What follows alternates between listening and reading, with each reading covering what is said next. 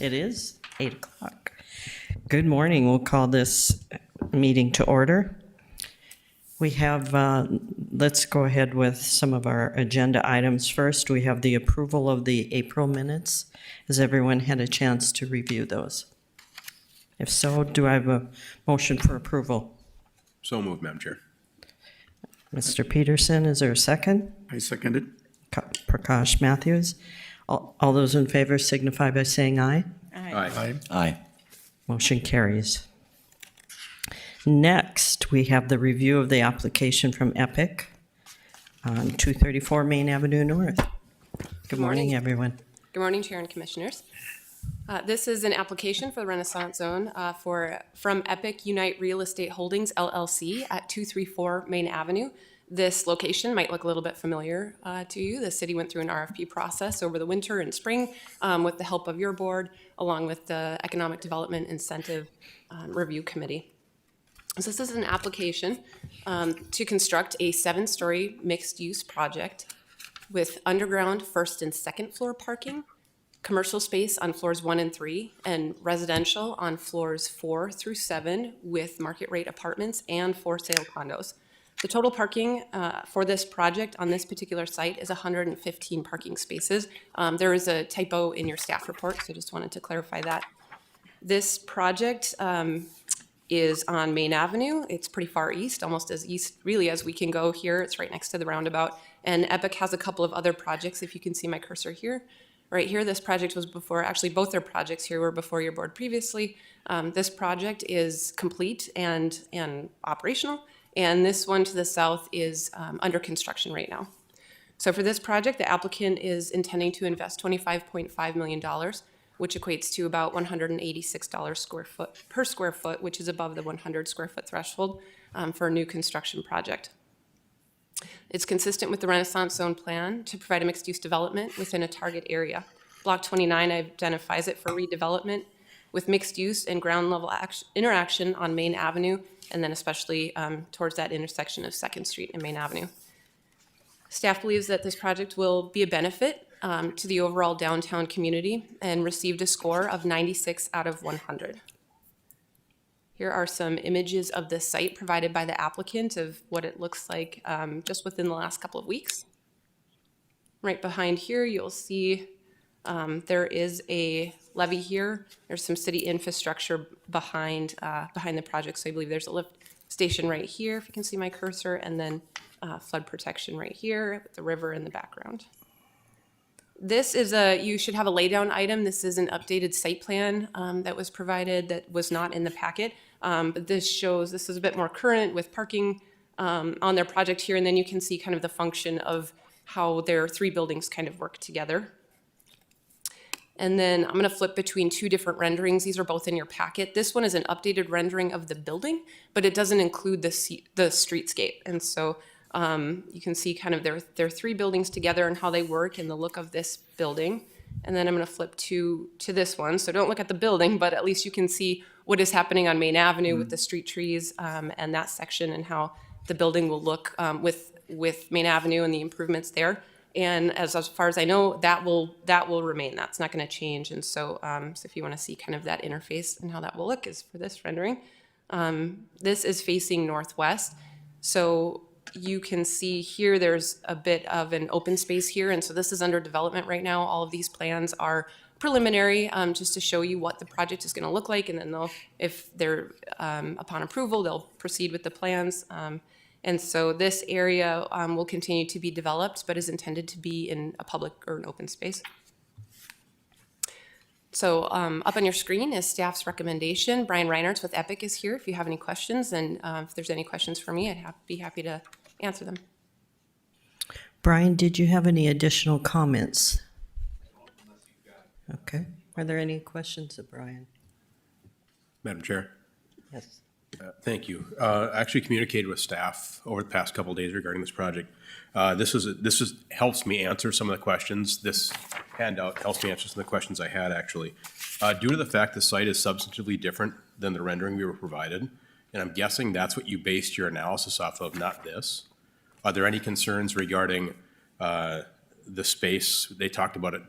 I think that's your triangle, but it's obviously going to be different than what was presented prior regarding a public space and all the amenities that would follow for the outdoor activities and those sorts of amenities, I guess. We'll just stick with that. Is there any concern with the difference between what was presented and what was given to us today?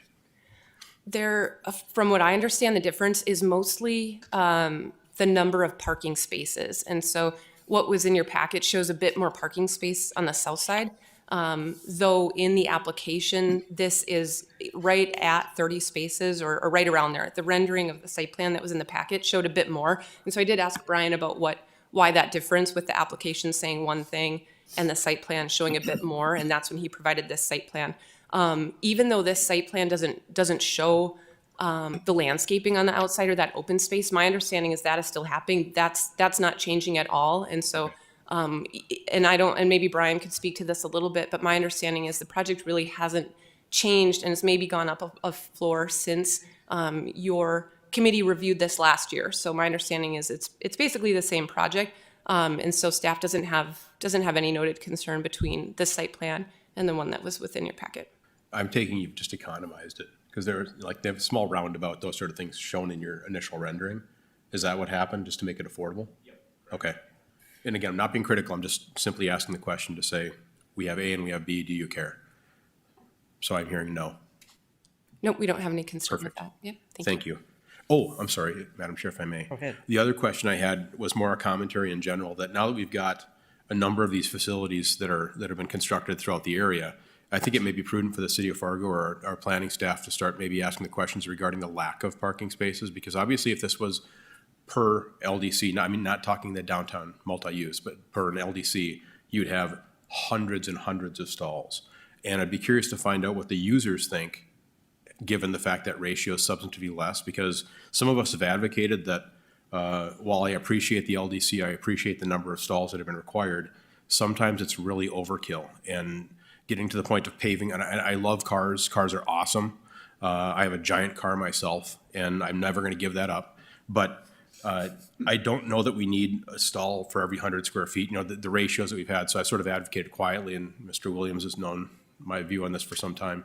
We could compress that, I think, not to this degree, but something different. And point being in this, I'd be curious to find out what some of our downtown users are thinking of that. I'm sure they're getting along, but I would love to have a poll or something to that effect conducted so it validates everything we've been doing downtown. Or invalidates, but I think it's going to validate it. But so that's it. Otherwise, thank you. And is our parking commission active yet at this point? I didn't think so. Okay. Madam Chair, if I could say something here too. Thank you. No, the Parking Commission has it hasn't met for over a year. And the intent is truly to bring any kind of higher level kind of planning for parking, perhaps into a broader kind of committee, which might absorb also the functions here. But I agree fully. I think that the staff has been attempting to address the higher requirements for parking through PUDs and trying to bring those requirements down. But that needs to be adjusted in the LDC so that developers up front know that that's not going to be a requirement.